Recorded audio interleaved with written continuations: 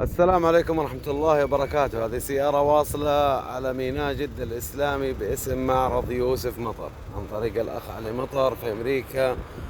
شركة يوسي تستورد جميع أنواع السيارات حسب طلب العميل. ما شاء الله تبارك الله.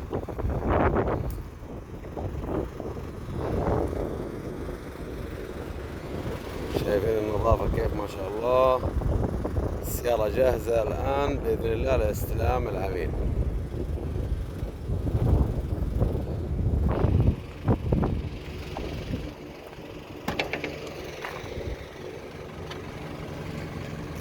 ما شاء الله تبارك الله.